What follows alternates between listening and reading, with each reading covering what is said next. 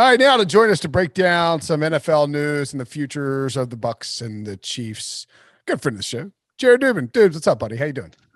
I'm doing all right, man. How are you? I'm not bad. I can't complain. We got a little like Bodie's in the house. One of our it is Bodie, right?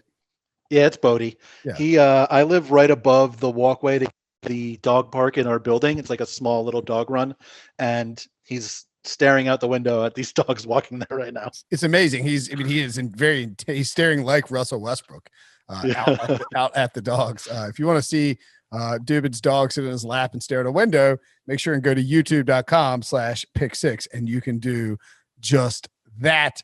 We're going to talk about the Bucs and the Chiefs as mentioned, but first let's get to Russell Wilson because the Seahawks quarterback has made some news.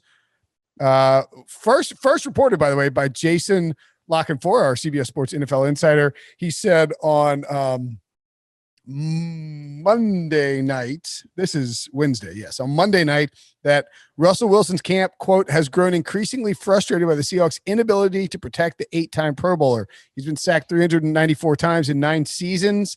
This situation warrants serious monitoring. Now, some people questioned, what JLC was trying to say. It became very clear on Tuesday, Dubes, because Russell Wilson came out on the Dan Patrick Show and did a couple of things. One, when asked about trade rumors, he said, you'll have to ask the Seahawks. 2, he said that they do need to get better at protecting him. And 3, he said he'd like to be more involved in the personnel moves a la Tom Brady. Is this Russ having some FOMO, like, watching Tom Brady win with the Bucs? Is it, what do we think? What do we think about all this? I think it's a lot of different things. I do think that obviously the Seahawks not being able to protect him, especially against teams with like really good interior pressure, like the Rams, has been a consistent issue over the years. Not that any team can really protect well against Aaron Donald, but I think, specifically against interior rushers, they've had a lot of issues keeping him well protected. And for a guy like Russ, who's, maybe 6 foot on a good day, that's a bigger issue when the pressure comes up the middle than it is when it comes around the edge, because it forces him off of his spot and it takes him, a little bit longer to see where the defense is. And it's not like the Seahawks have invested all that heavily in their offensive line over the years. I can't remember whose tweet it was earlier, but I saw someone where, they've been in like the bottom 10 in offensive line spending in like 6 of the last 7 years. And it's not like they're investing, premium draft picks and offensive linemen either. A lot of times they're trading down or they're picking, even more linebackers. But I think we've also seen over the last few years a lot more research come out about how sacks in large part are a quarterback stat, just as much, if not more, than they're an offensive line stat. And I mean, when was the last time you can remember Russell Wilson taking the snap, hitting the top of his drop, and just letting the ball go? Doesn't happen. Yeah, it never happens. Like, he takes a lot of time back there. Part of it is because he's small. Part of it is because the improvisation is key to his style and part of what makes him so good. But he does bear some responsibility in terms of him getting sacked really often and even being under pressure really often. But they also just, the way their offense is designed and the lack of resources they put in the offensive line, it all combines into one. So maybe if what he wants personnel wise is more investment in the offensive line, or more investment in in terms of play calling more like quick game stuff. I can't remember the Seahawks having like a quick game. They'll throw like 2-step slants to DK Metcalf, but that's about it. Yeah, and I mean, look, we'll have to see what happens with Shane Waldron now and his offensive coordinator, what he decides to do. But presumably, he's not exactly going to be running like 42 bubble screens a game based on what we've seen from McVay and the Rams offense. Like it, I mean, I think that the Waldron addition will be good, assuming that he implements concepts from McVay's offense, because it's run heavy, but also uses so much play action. But I'm just not sure also how different that is. Like I guess I sort of wonder, do you think this is, I don't know if this is Russ actually pointing out things.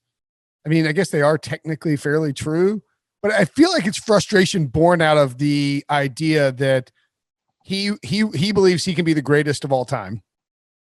And he probably, watching Tom Brady win his 7th Super Bowl, realized that he can't get there and that he is, stuck on one Super Bowl, which there's a lot of great quarterbacks with one Super Bowl. There's plenty of great quarterbacks with no Super Bowls.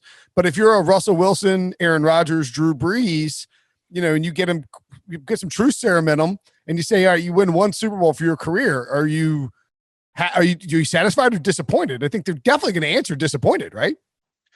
Oh, no doubt, especially with Russ having won so early in his career. And then being on the doorstep of the second one, Yeah. And I mean, a lot of the thing with Russ too is early in his career, he was a very low volume quarterback, but the type of efficiency he's had in more recent years where he's been at higher volume was already there when he was a lower volume passer. And that's kind of what gave people the idea that he could keep it up throwing more passes. It's not the type of thing where if Russell Wilson throws 650 passes, he's going to be dramatically less efficient than if he throws 450. It's a minimal difference, if any. And I think we saw that especially early in this season when, they bought into the let Russ cook movement and he was basically setting the league on fire. And then there was a couple of games where the defense was so bad that he basically decided I have to do literally everything and score a touchdown on every play. And he threw a bunch of picks in like a 3-game span. And they were like, all right, we're shutting this down. We're going back to the offense we used for the last 8 or 9 years. And I think his frustration is largely that. Like, he doesn't want to play in an offense where he's in a cocoon and he's being protected or where they think he needs to be protected. And then all of a sudden it gets to 3rd and 12 and they're like, all right, Russ, make something happen. Or it gets to the 4th quarter and they're down by 10 points. It's like, all right, Russ, make something happen. He wants to be trusted to be the one driving the success all game, I think. And in order to do that, I think he has to be better protected than he's been for the majority of his career. They also have to throw different kinds of passes than he's thrown for a lot of his career. And, a lot of that is on him just in terms of being willing to hit the top of his drop and get rid of the ball and being willing to take the 7-yard curl if it's open and not necessarily trying to hit a home run on every play. But a lot of it is on the offensive coordinator or the scheme or on Pete Carroll's overall philosophy, and especially on, their lack of investment in the offensive line in front of him. Yeah. And it's entirely possible that, Russ is just sort of miffed that maybe they didn't come to him about, like he sees again, how Tom Brady did in Tampa, how he comes in and and I've been saying this since before the season. Now I wish I'd picked the Bucs to win the Super Bowl because I was just bullish on the whole situation. Like I said, Brady picked the Bucs because Bruce Arians and Jason Light are going to let him collaborate. He wanted to be part of something. And, I'm sure that Russ talked to Tom leading up to the Super Bowl and throughout the year. And I'm sure that he mentioned that. And I'm sure that's something that Russell Wilson is intrigued by. Then you add in the fact that Deshaun Watson is out here along with other quarterbacks. Matthew Stafford got his trade. I'm not saying that Russ wants to leave Seattle. I just think we've talked about this on the podcast. Sometimes when you start your career in a certain place, you are not going to be treated in a way. 100%. This has happened with Russell Wilson for years because he was a 3rd-round pick, because he's 5'11". There is still this idea that he needs to be protected, that he needs to be in this cocoon, that he's not an elite quarterback. I think you're seeing the same thing happen with Dak Prescott, where he's pretty clearly the best quarterback from that 2016 class. And if it was him that had gone number 1 or number 2 instead of Carson Wentz and Jared Goff, this contract's done. The contract was done 2 years ago, and there's never any discussion about which of them is the best player. I think you're seeing a lot of the same things happen with Russ. There were people still not willing to say that Wilson was better than Andrew Luck, even though it was fairly obvious throughout their entire careers. He just outplayed Luck from the very beginning. And I think he's also he is the quality of quarterback that merits a big investment in the infrastructure around him, like the one that Brady got in Tampa. So a lot of that infrastructure was there already, obviously, with Mike Evans and Chris Godwin. And I think 3 of the 5 offensive linemen were there already too. But, they went and they picked an offensive lineman in the 1st round. They signed Gronk. They signed Antonio Brown. They drafted another receiver, Tyler Johnson, in I think the 3rd or 4th round. They brought in multiple running backs who could do different things and didn't make them the centerpiece of the offense. They fit them into what they wanted to do with Brady. I know you see the same thing in Kansas City. Granted, Mahomes was sort of like the last piece there because they had a good offensive line. They had Tyreek Hill. They had Travis Kelce, and then they went and got him. they need to refortify some of that group around him now, especially along the offensive line. But it's not like they haven't made investments in putting the pieces around him. Look at what the Bills did for Josh Allen, for example. I was going to use that next. Nobody from that offense him in, but yeah, the only guy left from that offense when Josh Allen was a rookie is Deion Dawkins. Every other piece they upgraded. They went and got John Brown and Cole Beasley. Russ is on this level. Like the Seahawks should be, instead of trying to find some pass rusher in the, like, I understand you want your defense to be better. It needs to be better. Don't get me wrong. But like, go get, just do whatever you got to do to put stuff around Russell Wilson. Cause you got, what's he, 30? I think he's 31. 31. I mean, you probably got a while left in his career, but you don't want, I think this has always been the frustration 32. with Russ, is that, or not with Russ, but with the Seahawks, is that, it's like, you guys are, the question is, are you winning 9 to 12 games a year in spite of yourselves? If you're winning 9 to 12 games a year because you just happen to have Russell Wilson, you found him, that's great, because you did find him. But you want to be the team that is dominant, that is, giving yourself a legitimate Super Bowl shot every year. And it doesn't feel like they've had that in the postseason just because of how they've looked the last, they beat the Eagles, and then, the loss of the Packers and didn't look great 2 years ago. And then this year just looked awful against the Rams. Very uninspiring playoff performances, and you can understand his frustration. I think a lot of it is just the overall philosophy. Like, they're playing football with a philosophy that comes from like Pete Carroll's first stint in the NFL. You don't win in the NFL by establishing the run. That's just not how it works. It's been disproven over and over. You have to throw the ball well, and you have to stop the other team from throwing the ball well. And once you're ahead, then you can run the clock out. Right. And they have the ability to do that with Russell Wilson, with DK Metcalf and Tyler Lockett. Like, it's also like, it's not illegal to have more than 2 good wide receivers. Like, you can have more than 2 receivers on the field. Look at a guy like Robbie Anderson, who the Panthers went and got, who, would have provided them with, another guy who can both stretch the field and make plays in short areas. The Panthers got him for basically nothing. Like, what did he get? $8 million or whatever on the free agent market? The Seahawks couldn't have done that.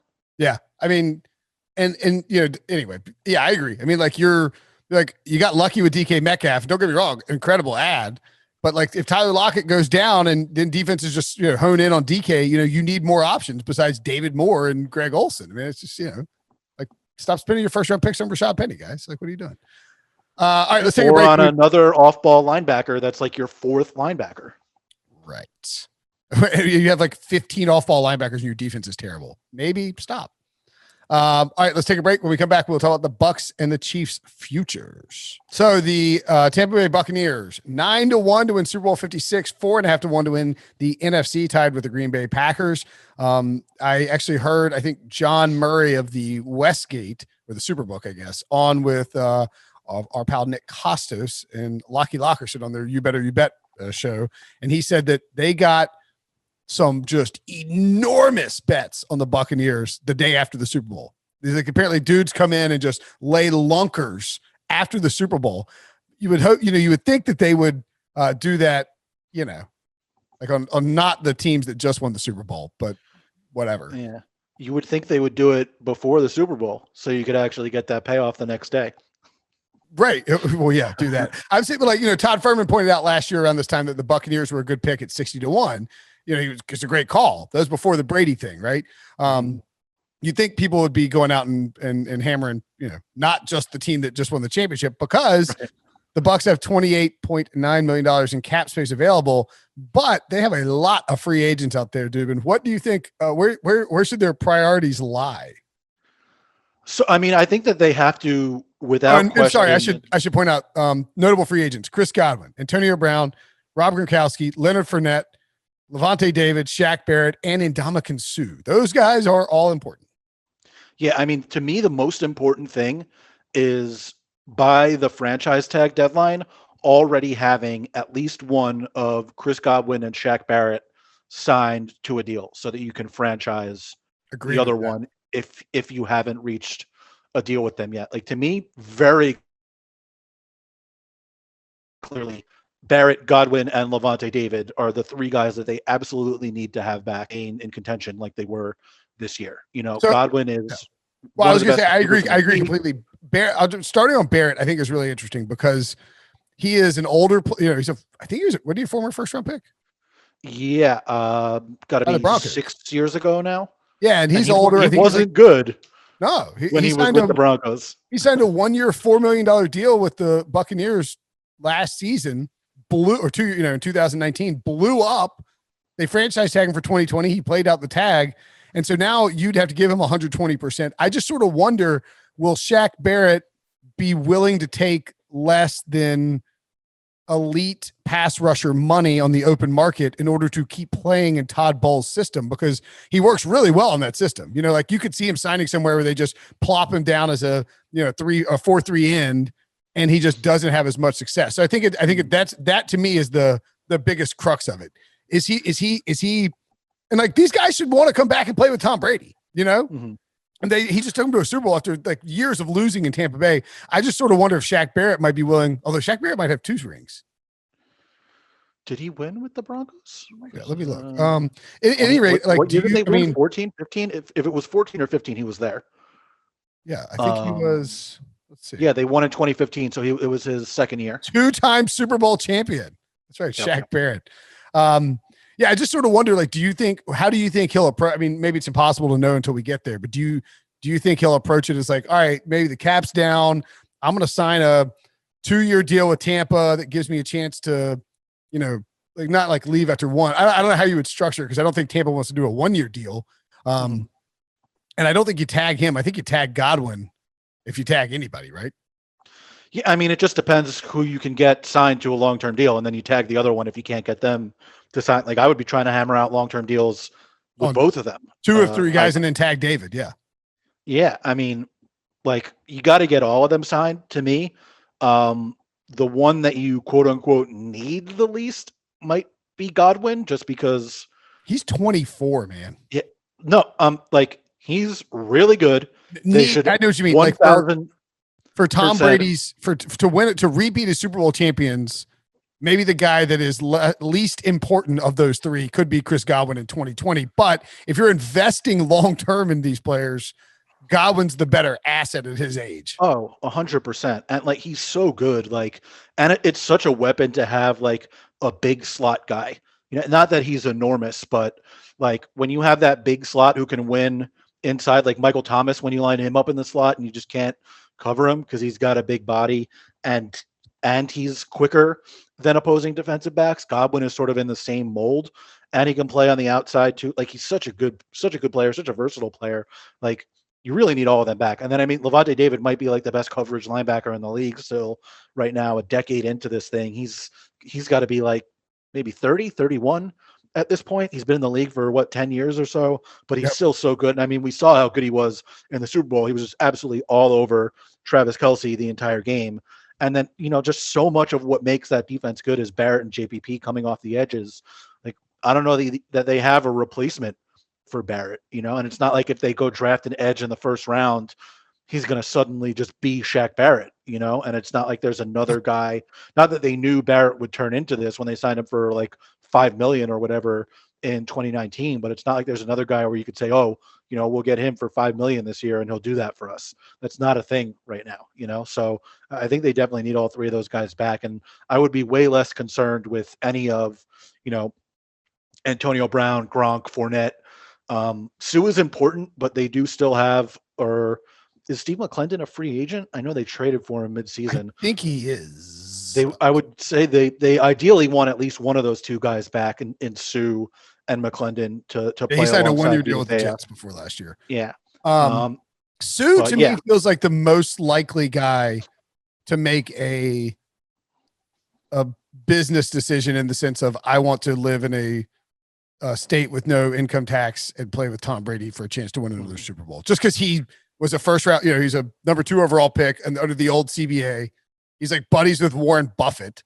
So I mean, like I don't think Sue is like hell bent on maximizing his price tag and free. He's hit free agency like 5 times. I mean, I think he's willing to sign a 1-year deal for good money to play with Tom Brady. Yeah, I mean, I would think so. And I mean, to play on the same defensive line as Barrett and JPP and Vita Vea, it makes his life pretty easy too. Like, look what he had to deal with when he was in Detroit. Didn't have that kind of help alongside him. He Obviously, and Vita played Vea next are a to. perfect combo too, because you Oh have yeah, yeah, one guy who just is a massive man that soaks up tons of blockers and but can rush, and Vea, and then Sue, who's like the ultimate inside, or I guess Aaron Donald is, but Sue's like the yeah. ultimate inside pass rusher.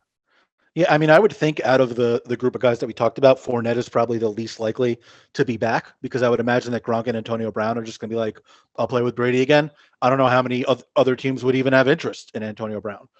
Yeah. Well, and, Gronk has said he's basically just coming back if it's to play with Brady. Right. He's that's the only thing he's doing. And then with Brown, I agree with you. I think that people would be less likely to sign him. I also think Antonio Brown is probably pretty likely to want to keep playing with Tom Brady. I mean, he just won him a Super Bowl, scored a touchdown in the Super Bowl. He's like brings him into his house. He brings him onto all his teams. I think I don't know, like where else is, why would Antonio Brown want to risk going anywhere else? Yeah. I mean, I guess also money don't know how many other teams would be willing to take the risk on him either at this point. Yeah. I mean, literally you can rule out like a fourth of the NFL.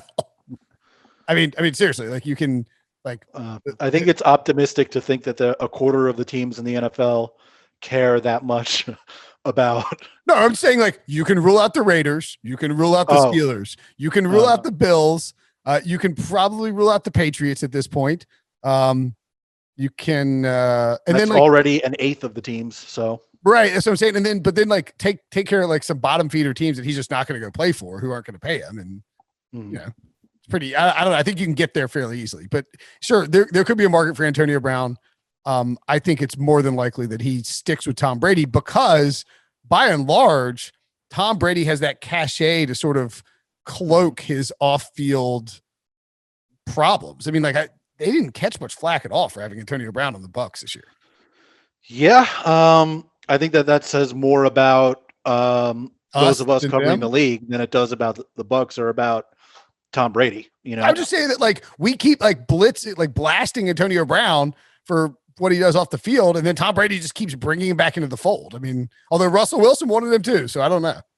Yeah, I think that players care more about winning than they do about what most guys do off the field. It's, I think, a big part of our job to make sure that it doesn't go unmentioned and uncovered. Same thing with Tyreek Hill, where it's like, you'll hear he's had some issues off the field. Yeah. And that's about it. Like once a game or once every few games. There was a good story about it in, I think it was in SI last week, about a Danish journalist that came to the Super Bowl to cover Tyreek Hill and was confused about why nobody talks about it. Right. And I think that was spot on. It's a fair point. Bruce Arians said he is definitely coming back, and he said, I have all the trust in the world in GM Jason Light and what he would do. These guys, they have a bond. There will be dollars involved, but I think that this group is so close that sometimes dollars don't matter. We're going to do everything we can to get the dollars right too, because they earned it. Leonard Fournette. Did we mention Fournette? Did you mention Fournette? Yeah, I said I think that just out of those guys, is probably the least likely to be back. He's made the least amount of money out of those guys, probably, or no, Godwin's probably made less because he wasn't a number 4 pick. Yeah, Fournette's made good money by being, a top. Is he a top pick? But I mean, Godwin is also, considerably better relative to his position and more likely to be paid more because he plays a position that matters more. Well, see, that was the thing with Fournette that I was thinking, like, there might not be any money for him out of the market. Right. But it's also like, if he wants, say, $8 million for next season, like, why would the Bucs give him that? They just showed that you could get Leonard Fournette for nothing, right? And have them play really well in the Super Bowl. Like, Ronald Jones played well in the Super Bowl too. Yeah, he's a good player. Yeah, I think he'll come third year in Bruce Arians' offense. Maybe he starts to come along a little bit better. And he got banged up, and they just drafted a running back last year too. Not that he did all that much this year, Keyshawn Vaughn, but they have him too. Yeah, I wouldn't if Leonard Fournette will come back for somewhere between what? $4 and $6 million? $2 and $4 million. Like, why would they pay any more than that? Like, especially with all the guys they have to pay, like, it just doesn't It doesn't make sense. I'm just if you're Leonard Fournette, I mean, I guess it depends on who's out there, but like if the Jets want to give you $6 million and the Bucs are willing to give you $3 million, probably stay with the Bucs, right? I mean, I would take the $6 million. Like, I'm just trying to do the math on like the state taxes and then Yeah, look, I've lived in New Jersey, New York, and Florida. The weather's nicest down there. I would still take $6 million over $3 million. Fair point. You know what? And Leonard Fournette probably will too. Although playoff Lenny, man. All right, the Chiefs. They are the overwhelming Super Bowl 56 favorites at 5.5 to 1. Understandable. They're just a very short 2 plus 260 to win the AFC. We did a hit on HQ, me and Jonathan Jones, and we're asked somebody was like, what's the Chiefs' top priority? You're like, what's their biggest thing of need? And he was like, and then I was Did like, you watch the Super Bowl? Yeah. When somebody asked me, I was like, offensive line? Question mark. Like, I don't know. There's no holes. If Fisher and Mitchell Schwartz are healthy and Duke Tardif comes back, it doesn't opt out. It doesn't have one more who opted out. A rookie they drafted. I mean, like, you get all those guys back and it's just not a problem anymore. There's no holes on this roster. Yeah, I mean, both Fisher and Mitchell Schwartz are up after next season. Schwartz getting into his mid-30s now, and he's got now a back injury. So definitely I would think tackle has got to be a priority, whether it's just swing tackle or drafting a tackle in one of the first couple rounds of the draft, probably on the first 2 days of the draft. They could still get better on the interior of the offensive line too. I think, you can do better than, even if you have all your guys back, Duvernay, Tardif, Wiley, and Austin Reiter. Does a healthy Chiefs offensive line just ignore the pandemic, ignore the injuries? Do they beat the Bucs? I mean, they score a touchdown. I picked them to win before the game. Like, they definitely score a touchdown. Mahomes doesn't have to run 497 yards or whatever that stat from Next Gen Stat was. It was like he ran 497 yards and Brady ran like 32. I can't believe Brady's even that high. Yeah, I mean, I guess like if you move off your spot, that's a yard. Were you shocked? I mean, were you obviously shocked by the outcome?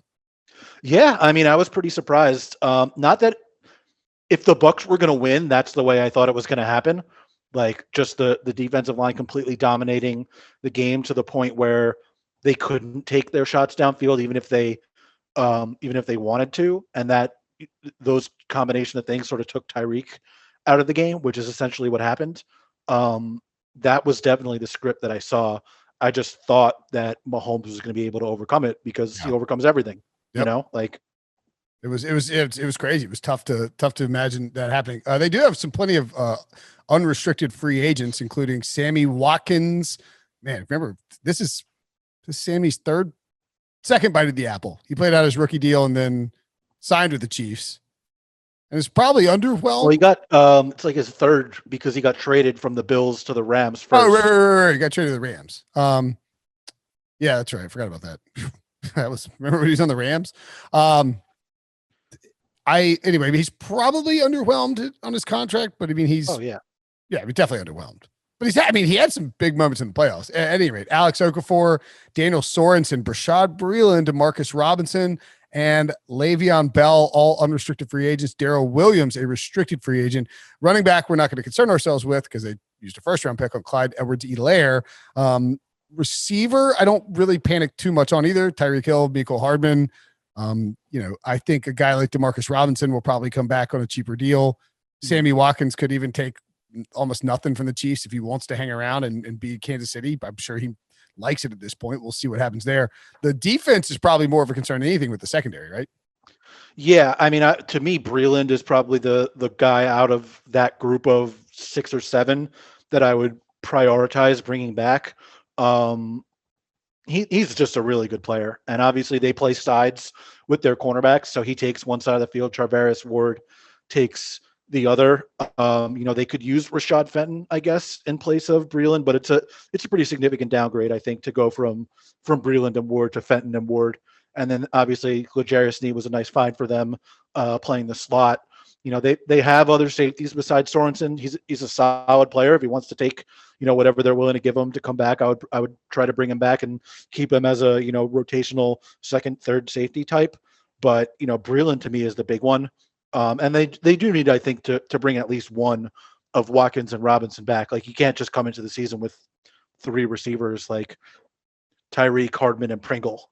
Like, you got to have some depth there. And I think if they don't bring Watkins back, if they bring Robinson back, they do need to find another guy still, because Hardman, I don't think, has shown yet that he's ready to be the number 2 receiver. Yeah, that's fair. I guess I don't worry about the receiver position quite as much because it feels like Andy Reid can uncover some gems. Yes, but I think, if they had someone more capable of beating the defense quickly in the Super Bowl, maybe things go differently, I don't know. They didn't seem really interested in doing any short stuff. Yeah, although, like, if you have somebody else, like Tyreek beat Sean Murphy Bunting on that one slant that he took for like 30 yards or whatever, if you have another guy that could do something like that. No, I'm not saying they don't. I'm not saying they don't need some help on the depth chart. I'm just saying, I guess, do they need to go out and upgrade with a Allen Robinson or anything crazy like that? Do they need to? No. Would it be awesome? Yeah. Yeah, that's true. That's true. Like a Corey Davis would fit really well with him too. Yeah. Get him on the team. I think he's going to get paid. Probably. But remember, Andy Reid paid Sammy Watkins, and obviously the Chiefs don't have quite as much wiggle room in the cap in terms of the cap, but I do think you can. They can make stuff work. Like, they had negative, they have like pennies on the dollar before and flipped it. Yeah, look, the big things are the offensive line, the secondary, and I think they need to get some sort of better complement to Chris Jones and Frank Clark on the edge, because Frank Clark, for what they traded for him and what they paid him, just not worth the money. I did get a Super Bowl out of it. Yeah, they didn't get it out of Frank Clark. What's that? They didn't get it out of Frank Clark. They got it out of Mahomes. Yeah, he was really good in the Super Bowl, though. That defense played good. He was. They could have won that with you playing defensive end. That's fair. I'm trying to think of who do you go after? There's a lot of edge rushers. Like a Solomon Thomas. It's not bad. He has the flexibility to play inside on occasion. Yeah, that's sort of what I was thinking. There's always got, they signed Okafor for a few $1 million. Like, there's always guys you could get like that, and maybe one of them turns into Shaq Barrett. Yeah. There's plenty of guys out there, like Melvin Ingram. Is he willing to come over and play for you instead of the Chargers? Yeah, Bud Dupree. He's an inside-outside guy too. Yeah, Bud Dupree probably wants to get paid. Clowney probably wants to get paid. Bring Justin Houston back. Like, Justin Houston's just been flat out better than Frank Clark since they made that swap. That's a good point. For less money. Yeah. Yannick Ngakoue probably wants to get paid. The problem with all these good guys is they all want to get paid. Right. Maybe you could bring in Olivier Vernon. Be a good fit. He can play against the run pretty well. Yeah. Leonard Floyd played well this year. Like, go after guys. Get paid too, though. I think you're right. The problem is you bring in these edge rushers who had decent seasons, and they're going to want to get paid. Yeah, that's the problem. Like, maybe Trent Murphy. Not that he's like the greatest edge rusher in the world, but he's solid. You bring somebody in and hope they pop. Is basically what you're saying. So on the let's see. Last year this time, I don't know if you're on the show or not. I don't know if we did it after the Super Bowl or we did it later in the week. But we were discussing how many were you on when we were discussing how many Super Bowls, if you were setting totals for Reed and Mahomes, and it felt like, 6 was, it felt like 3 wins. They're like over under 3.5 wins and over under 5.5 appearances. And I don't know that it changed that much after this loss, but it just reminds you how hard it is to win a Super Bowl and how, even a 1 or a 2 loss, I guess, technically Chiefs team that, casually bandied about opponents for half of a season and then turn it on in the playoffs can still find a way to get upset. It's just hard to win a Super Bowl. Yeah. Look, injuries happen too. Mahomes got injured in the playoffs. Like, if that happens a round earlier, maybe they don't even make the Super Bowl, it's also I don't know that necessarily my expectation for them in the future has changed that much. Like, Mahomes has 10 years on his contract. I would expect that he'll play at least that many, barring. By the way, he's having surgery on Wednesday morning. So if you're listening to this, he's probably already had the surgery on it. On his turf toe. Yeah, it's right? a plantar plate, a fractured plantar plate or something like that. But yeah, turf toe basically, which is you're going to recover from it fine with a full off season, I think, but not exactly the world's greatest injury for a guy that, for a quarterback. Yeah. I mean, look, he was able to play through it and still move pretty well through the entire postseason since he had that injury. It's not like I would expect in his 30s he'll lose some of his athleticism, but it's not like, Aaron Rodgers was a super athletic quarterback early in his career. Now he's not quite as much. He still moves around really well, among the better quarterbacks in the league at moving around. Like, unless you have some sort of traumatic injury like Alex Smith had, you don't lose that much mobility to the point where you just can't move around anymore. True. Mahomes is going to be able to do that for the majority of his career. And he's obviously so talented, and he's with, just about the best offensive coach that there is. Like, I don't know that my expectation for them changed that much. Like, he's signed in Kansas City for 10 more years. I would expect he'll play at least those 10 more years in Kansas City. Like, over under 2.5 Super Bowls. Like, I wouldn't take the under. Yeah. Like, do you feel super confident that like 8 teams are going to win a Super Bowl other than them? I don't. Like, it's not a likely outcome that they'll win 3 more, but I still wouldn't take the under on 2.5, because then, like, all of a sudden they win back-to-back Super Bowls. They got 3 or 4, and it's it's just like what Brady did in New England. Obviously a different setup, but I mean, when Brady missed the playoffs after they won that first Super Bowl, everybody's like, nobody's thinking dynasty, and then they rip off the next 2, and it totally changes everything. So, I think given that, yes, we probably jumped the gun, and this is no surprise. This is what we do in football media. We probably jumped the gun on talking about a potential dynasty, but then it didn't seem that way. I don't know that we did, though. Like, I know they got back to the Super Bowl. Like, they should have been 3 years in a row, really. Yeah. And like, if they don't lose both of their tackles, maybe they win. Like, that's none of this is to say the Bucs weren't worthy. The Bucs weren't good. They might not have won anyway. Like, they won. That's really all that matters. But in terms of the Chiefs' future, like, I think you can make a pretty good argument that if they had their tackles, they might have won again. And then nobody's questioning whether or not they'll be a dynasty. If Dee Ford didn't go offside against the Patriots in 2018, we might be like, you don't have to like distort reality very much to get to the Chiefs, like having won 3 straight Super Bowls, basically. Yeah, but that's also like, you don't have to distort reality that much to them having won none either. Sure. Absolutely. Like, if jet chip wasp that Mahomes throws that pass a yard further outside and Tyreek doesn't catch it, or what if Jimmy Garoppolo throws that ball to Emmanuel Sanders a yard further, yard shorter, and he does catch it, and the saying it's a game of inches obviously is a cliche and overused, but it is very accurate. We need everywhere around us.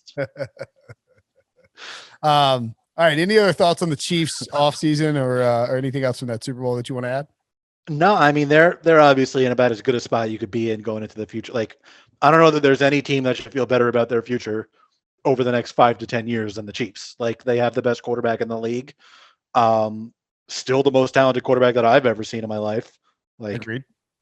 They have Tyreek Hill locked up. They have Kelsey locked up. I mean, they can extend these guys, but yeah, they need to get him some protection. But let me ask you one more thing. We'll get out of here. Do you think in any way that Todd Bowles and the Bucs created any sort of blueprint for slowing down Patrick Mahomes? Yeah, I mean, all you got to do is have the opposing team's best 2 tackles get hurt and their best guard take the season off, and then you got to have 2 of the best 10 pass rushers in the league, one of whom led the league in pressures this season. You got to have and 2 of the best 15 interior defensive linemen. Yeah, one of whom a burgeoning young all-pro linebacker, as well as a guy and the best pass coverage linebacker in the league. Yeah. If you have all of that, you got the blueprint. And a rookie and a hard-hitting rookie ball hawk safety who would have been defensive player of the year if not for Chase Young, rookie defensive of the year if not for Chase Young. Yeah, just get all that, slap it together. That's the thing about the Bucs that's interesting, though. Like, we talk about their free agents. It's that's a big list of guys, but I really do think they'll bring Chris Godwin back. I think just because of his age and the fact that they drafted him. I could see Levante David staying in Tampa Bay, and just because that's where he's been his whole career. And then all of a sudden, you figure out a way to talk Shaq Barrett into coming back, and you've got Vita Vea, Antoine Winfield, Devin White. Like those are three blue chip pieces on a defense. Yeah, look, they're cornerbacks who coming into last season, not this season, last season, were like maligned as maybe the worst group of cornerbacks in the league. They've taken a step forward, sure. Yeah, they didn't play well at the start of the 2019 season at all. Yep. But down the stretch of the season, they got a little bit better. This year, they got a little bit better. Carlton Davis, with the exception of the game that he got absolutely torched by Tyreek Hill for 269 yards or whatever it was, I think played pretty well for the most part this year. Jamel Dean, when he wasn't being asked to cover double moves, played well this year. And Sean Murphy Bunting might have had the best postseason of the three of them. And those guys are all super young too. I think Carlton Davis might be the oldest of the three, and he's like 25. Yeah. Bucs are in a good spot for the future too, and they have a quarterback who plays younger than Patrick Mahomes. So he's 43. I will say about the Bucs though, defense tends to be less consistent over time than offense. So building your team around an elite defense just isn't as solid a proposition as it is building around your offense. Granted, if Brady continues his level of play for the next however long he decides he wants to keep playing, they're going to be fine. If there's a drop off in Brady's play over the next 2-3 years, all of a sudden, even though they have all those really good young defensive players, it's not going to matter if you don't find the right quarterback. We saw that last year where they had a really good defense, one of the best defenses in the league. They were solid up front on the offensive line for the most part. They had really good receivers. Their running game wasn't very good, but it's not like their running game this year was incredible. But Jameis Winston turned the ball over 30 times, so nothing else mattered. All of a sudden, they bring in Brady. Obviously, their turnover rate as a possession of percentage of their possessions went from over 20% to under 9%. Yeah. And that's why they were one of the best teams in the league this year, instead of being like 6-10 or whatever they were 2 years ago. Yep. Future still bright, even with a 43-year-old quarterback. What a world we live in. All right, dudes. Unbelievable. Thanks as always, buddy. Good catching up with you. Incredible season. You put in great work. We all deserve a rest, but free agency's almost here anyway. So we'll be chatting with you soon. Happy birthday to Bodie. Oh, thank you. It's tomorrow. He doesn't know that I got him. Well, it's today for people listening. Oh, today for people listening, I got him a cake that's a picture of him on it. Oh, that's pretty awesome. We got some frozen place near me that makes like dog cakes for dogs. I love it. And they sent me an incredible advertisement too. It was a dog wearing a yarmulke. Oh, nice. And the cake is shaped like a Jewish star with the dog wearing the yarmulke on it. It's unbelievable. Incredible. All right, we'll put that up on social media. People can go check it out. Dude, thanks as always, buddy. Thanks for having me.